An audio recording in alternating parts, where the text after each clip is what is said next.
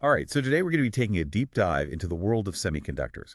Specifically, we'll be exploring TSMC's 2023 annual report. It's the Form 20F, the one they file with the U.S. Securities and Exchange Commission. Now, I know what you're thinking. An annual report sounds thrilling. But trust me on this one.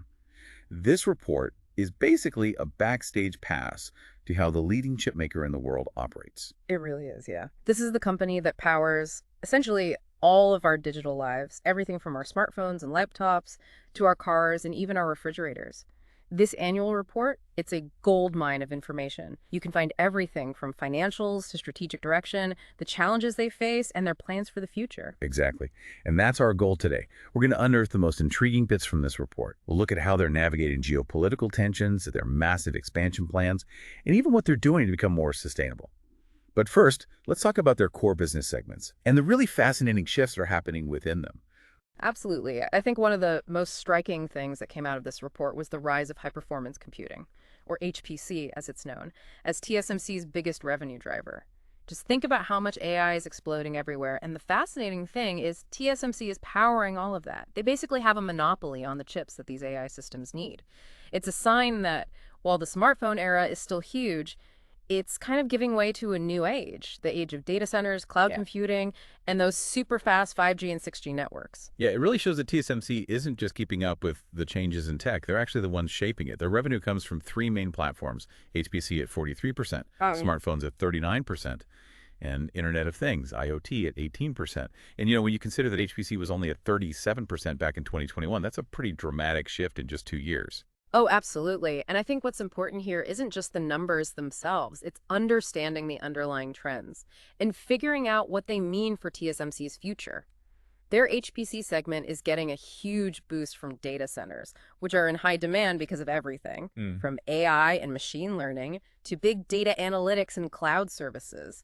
This is where all the serious growth is happening, and TSMC is in the perfect spot to take advantage of it. It's like they're the ones selling the picks and shovels in a digital gold rush.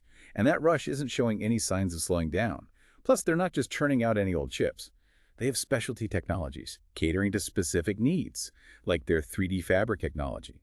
This allows for advanced packaging and silicon stacking to create chips that are smaller, faster, and way more energy efficient. Yeah, that 3D fabric is a game changer for sure. It lets them pack so much more power and functionality into such a small space, which is huge for things like AI and high-performance computing, where you really need speed and efficiency. It's amazing how committed they are to innovating and staying ahead of the curve. It makes you wonder, what's next? Are they going to be the ones making chips for self-driving cars and personalized medicine, in the near future? I really wouldn't be surprised. When you look at their revenue by geography, it's interesting to see that North America is their biggest market, a huge 68%. After that comes China at 12%. Then Taiwan, their home base, at 6%. This tells us TSMC is truly global, but also really reliant on that North American market, especially for those high-end chips. Okay, so I think we have a pretty good grasp now of their business segments Yeah. and the things that are driving their growth. But how are they staying ahead of the game? I mean, this industry is so competitive Yeah. and it's changing so fast. Their growth strategy is pretty straightforward, actually. Expand and upgrade. They're expanding their manufacturing capacity big time, building new fabs in Arizona, Nanjing, Kumamoto, and Dresden, and they're constantly upgrading their tech. In 2023 alone, they put a massive NT $949,817 million into capital expenditure. That's over US $30 billion. Wow, that's a crazy amount of money. But as you said before, it's a risky game. What sort of challenges do they face while they're going after this really ambitious growth strategy? Well, first of all, there are always supply chain disruptions. That's been a problem for pretty much all global industries since the pandemic. And TSMC is not immune to that. They're trying to reduce the risks by spreading out their suppliers and building more resilient supply chains. Makes sense, I guess. It's like trying to build a house of cards in a windstorm. Yeah. You need a super solid foundation. But what about just the construction of the new fabs? They're facing delays and cost overruns, right? Especially with that one in Arizona. Yeah, there are definitely some headwinds. The report mentions things like construction delays, labor shortages, and the cost of materials going up. All those things could affect their expansion plans and their profits. And then there's geopolitical tensions, too. That just adds another layer of complexity. The report specifically mentions what happened with Huawei back in 2020. When the U.S. put those export control measures in place, that was a big disruption for TSMC. They had to stop supplying chips to one of their biggest customers. Oh, yeah, it was a big wake-up call for the whole industry. It really showed how global supply chains are vulnerable to political decisions. And with the tension between the US and China right now, the possibility of future disruptions is definitely a concern. It's a tough spot for TSMC that they're trying to navigate all of that Hmm. and at the same time manage the risks that come with having really big customers like Apple. What if Apple decides to change their sourcing strategy? That could be a huge hit to TSMC's revenue. It could, for sure. It's a delicate balance. They need to maintain good relationships with their key customers, but also spread out their customer base so they're not overly reliant on any one company. It's high stakes. But TSMC has done a good job with this in the past. And let's not forget cyber attacks. They're dealing with the most advanced technology in the world, so they must be a prime target for hackers. Oh, yeah, for sure. Cybersecurity is their top priority. They're putting a lot of money into protecting their IT systems and their intellectual property. I mean, they understand that one breach could be devastating. So we have a company operating at the very cutting edge of technology, trying to deal with complex geopolitics, facing supply chain problems, and fighting off cyber attacks. It makes you wonder how they manage to stay afloat, let alone thrive. Well, that's where the financial deep dive gets really interesting. Despite all those challenges, TSMC is a financial powerhouse. Okay, let's talk numbers then. What are some of the key financial highlights that you found in the report? Well, for 2023, their revenue was over NT$2 trillion, which is about US $70 billion. It's a little bit lower than 2022, but it's important to understand why that happened. Okay, so why did the revenue dip? Was it the global economic slowdown? I mean, that definitely played a role. But the semiconductor industry is also cyclical. You have periods of boom and bust. It's driven by things like demand, supply, and advancements in technology. Okay, so let's break down those numbers a bit more. What are some of the metrics we should be paying attention to really get a good grasp of TSMC's financial performance? Well, their operating margin, which measures profitability, was at 43.6%. That's a good sign. It means they're efficient and they're good at making profits. And as we mentioned earlier, the breakdown of revenue by platform, it shows how HPC is becoming more and more important. And geographically, it highlights how reliant they are on North America. Okay, so let's dive into the actual financial statements. What can we learn from the income statement, balance sheet, and cash flow statement? Let's start with the income statement. That gives us a picture of their revenues and expenses throughout the year. One thing that stands out is that depreciation and amortization expenses went up quite a bit. That's a direct result of those huge investments they made in new tech and facilities, like those new fabs we talked about. That makes sense. They're spending a lot now to hopefully get a lot back later. But isn't depreciation a non-cash expense? So how does it actually affect their cash flow? Ah, that's a great question. Yeah, depreciation doesn't mean cash is immediately flowing out, but it does affect their profitability, and that ultimately impacts their cash flow because it reduces their taxable income. So they pay less in taxes, which frees up more cash for things like investments, dividends, and share buybacks. So in this case, depreciation is actually a good thing for TSMC because it lowers their tax bill. Mm. What about the weakening U.S. dollar? The report mentioned that had a slight impact on their revenue and operating profit when they're reported in new Taiwan dollars. Right. Usually a weaker US dollar helps companies that make a lot of their revenue in other currencies. For TSMC, it means their revenue in US dollars converts to more new Taiwan dollars, which ends up boosting their reported earnings. So it's kind of like a lucky break for them because of the exchange rate. Okay, let's move on to the balance sheet. What does that tell us about their financial health? Well, the balance sheet is like a snapshot. It shows their assets, liabilities, and equity at a specific point in time. It gives us an idea of how stable they are financially and how well they can meet their financial obligations. TSMC's balance sheet is very solid. It shows they're in a strong financial position. Okay, well, that's good to hear. And lastly, the cash flow statement. What are the main takeaways there? So the cash flow statement tracks how cash is moving in and out of the company. It has three main sections: operating activities, investing activities, and financing activities. Okay, let's focus on operating activities then. How much cash did TSMC generate from their core operations in 2023? Their net cash from operating activities was over NT $1.2 trillion, roughly US $40 billion. It's a huge amount of cash, and it shows how well they're able to generate cash from their business. Wow, that's impressive. It really shows how strong their market position is and how efficient their operations are. What about their investing activities? How much are they putting into growth? Their capital expenditures in 2023 were almost NT $950 billion. like we said before. This shows that they're seriously investing in future growth, expanding their capacity and developing new technologies. So they're generating a lot of cash and Yeah. then investing a good chunk of it back into the business. What about financing activities? Are they taking on a lot of debt to fuel their growth? Actually, no, they're not relying on debt too much. Their financing activities are mostly dividend payments and share buybacks. They want to give value back to their shareholders, but also keep a healthy financial structure. That seems like a smart approach. Now let's talk about free cash flow. You said earlier there's like the holy grail of financial analysis. Why is that? Well, free cash flow is the cash a company has left. After paying for their operating expenses and capital expenditures, it's the cash that's truly free to be used for things like dividends, share buybacks, paying down debt, acquisitions, or even just holding on to it as a safety net. And TSMC has a substantial amount of free cash flow, which means they have a lot of financial flexibility. Okay, so I'm starting to get a clearer picture of their financial strength. They're making a ton of cash, investing in growth, Yeah. and rewarding their shareholders. But let's shift gears a little bit and talk about their specific plans for creating shareholder value. What can you tell us about their dividend policy and how they use share buybacks? TSMC has a long history of giving back to their shareholders. In 2023, they paid out a total of NT $252 billion in cash dividends. That works out to NT $3.50 per share. They decide on their dividend policy based on several things, like their profitability, how much they need to invest in the future, their financial health, and what their shareholders expect. That's a pretty generous dividend. And what about share buybacks? How do they fit into their strategy for creating shareholder value? Share buybacks are another way for companies to return value to shareholders. When they buy back their own shares, it reduces the number of shares out there, which increases the ownership stake for the remaining shareholders. That can really boost the value of their holdings. So they're using both dividends and share buybacks to reward their investors. Seems like they're doing everything right. But what about looking ahead? What are your thoughts on TSMC's prospects for the future?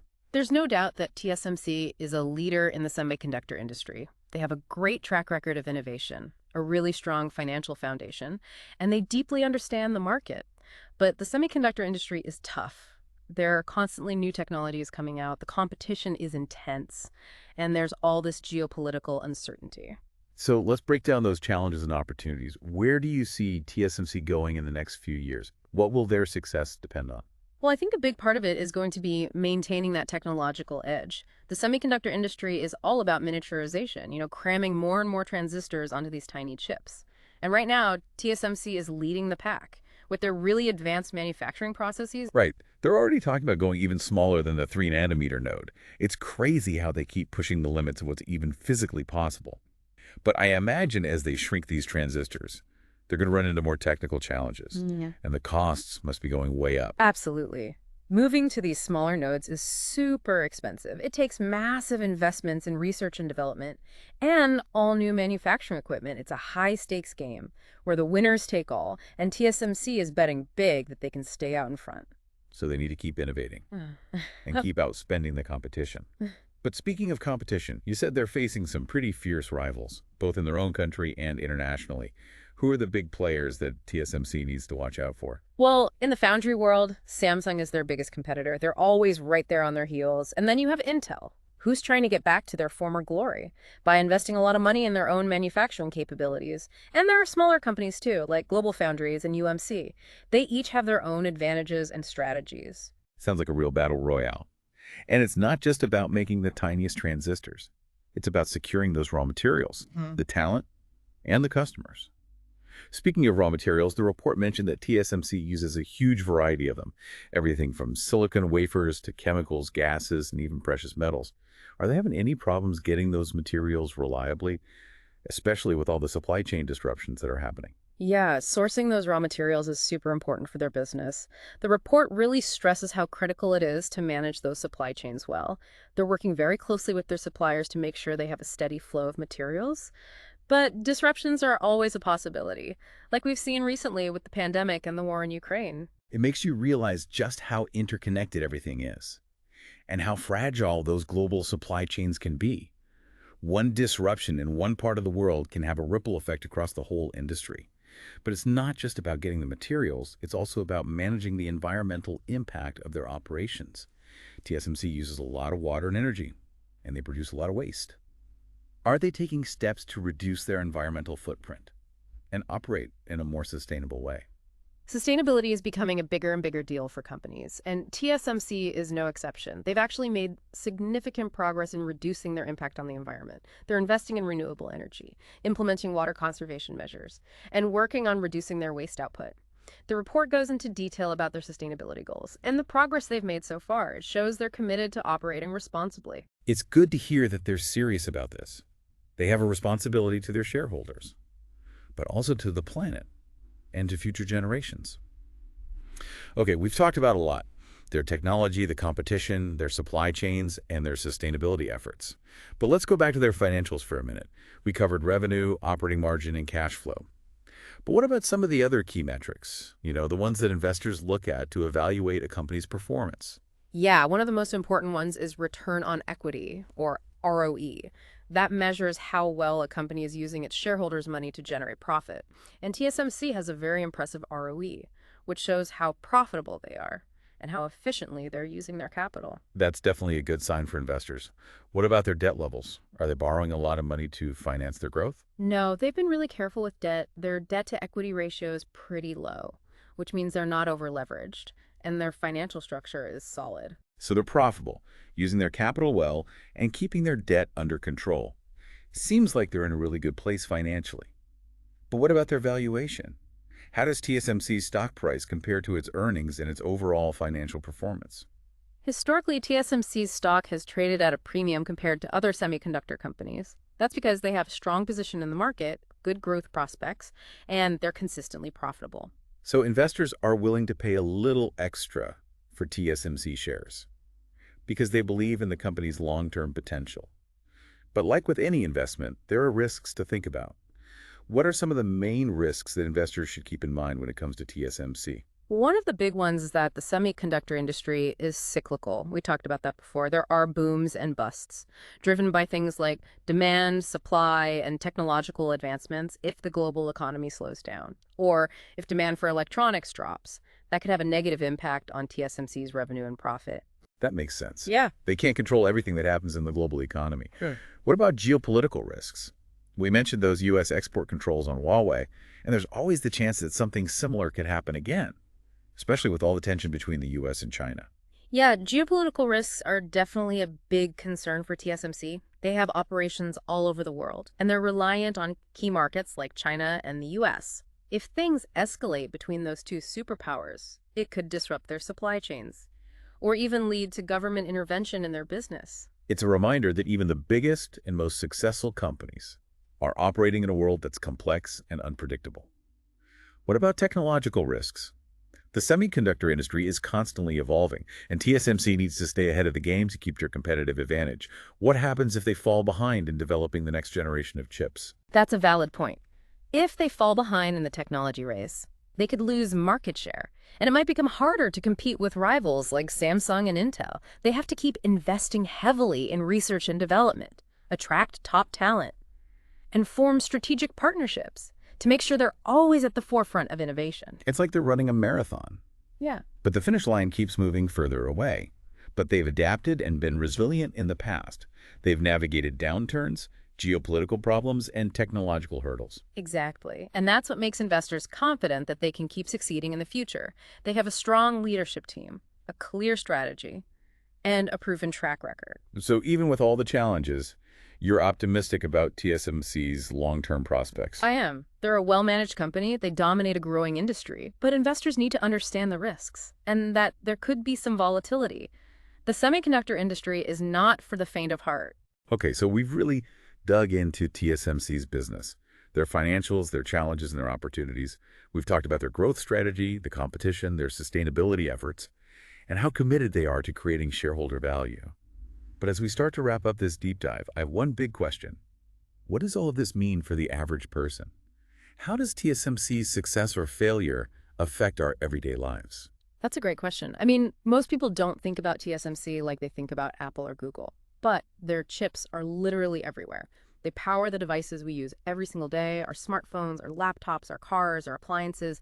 Their innovations are driving the digital revolution, Hmm. enabling things like artificial intelligence, cloud computing, 5G networks, the Internet of Things. So they're kind of like the unsung heroes of the tech world, working behind the scenes to make our lives easier, more connected, and more entertaining. But like we've seen, they're facing some pretty big challenges, from geopolitics and supply chain problems to intense competition and the crazy fast pace of technological change. Exactly. Their success isn't guaranteed, and the challenges are real.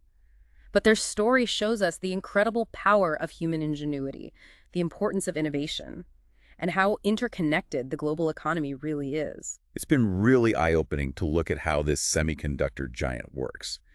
And as we finish up this deep dive, I'm left with a sense of both excitement and uncertainty. Excitement about what's possible in the future, but uncertainty about how all these technologies are going to change the world. Yeah, I feel the same way. It's an exciting but kind of scary time to be alive. The pace of change is so fast, it's hard to know where it's all going to lead. But one thing is for sure. Companies like TSMC are playing a major role in shaping the future, and their decisions will affect all of us. So to everyone listening, stay informed, stay engaged, and stay curious about what's happening in the world. The future isn't just something that happens to us. It's something we create together. Yeah. And the more we understand the forces that are shaping it, the better choices we can make about the kind of world we want to live in. Yeah, it really is amazing to think about these little chips, often smaller than your fingernail, having such a huge impact on everything. It's true. We just sort of take them for granted. But they're the hidden engines that power so much of modern life. And TSMC is right there at the center of it, pushing the limits further with every new chip they make. And it's not just about making things faster or more efficient. TSMC's innovations are opening up whole new areas, things like artificial intelligence, personalized medicine, self-driving cars, even space exploration. It's like they're giving us the building blocks for a future we couldn't even imagine before. That's a good point. But with all this talk about technology and how fast it's advancing, are there any ethical concerns we should be thinking about? I mean, are there worries about the potential downsides of all these powerful new technologies? Oh, definitely. And it's something that TSMC acknowledges in their report. They talk about being committed to responsible innovation, making sure their technologies are used to benefit humanity and not make things worse, like job displacement, social inequality, or environmental damage. Okay, good. It's good that they're considering those things. Technology can be a powerful tool, and it can be used for good or bad. It's up to all of us to make sure these new innovations are used ethically. I completely agree. That's why it's so important to have open discussions about how these technologies might impact us, and not just have scientists and engineers in those conversations, but ethicists, policymakers, and regular people too. Yeah, that makes sense. All right, well, I think we've covered a lot in this deep dive. We've explored TSMC's business, their financials, the challenges they face, their opportunities. We talked about their strategy for growth, their competition, their sustainability efforts, and their vision for the future. As we wrap things up here, I'm left with a mix of excitement and uncertainty. Excitement about the possibilities out there, but also uncertainty about how all these technologies will actually shape the world. Yeah, I feel the same way. It's a really exciting time to be alive, but also a little bit scary.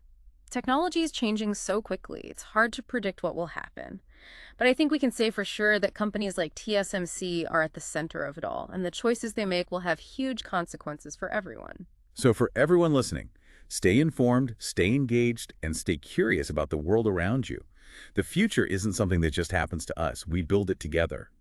And the better we understand what's shaping the future, the better choices we can make about the kind of world we want. Well said. If you're interested in learning more about TSMC or the semiconductor industry, there are tons of resources online and in libraries. It's a really fascinating subject and worth exploring more.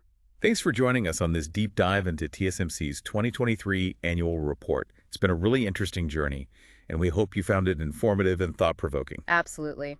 Until next time, keep exploring, keep learning, and keep an open mind. You never know what amazing technologies might come next, and what role TSMC will play in bringing them to life.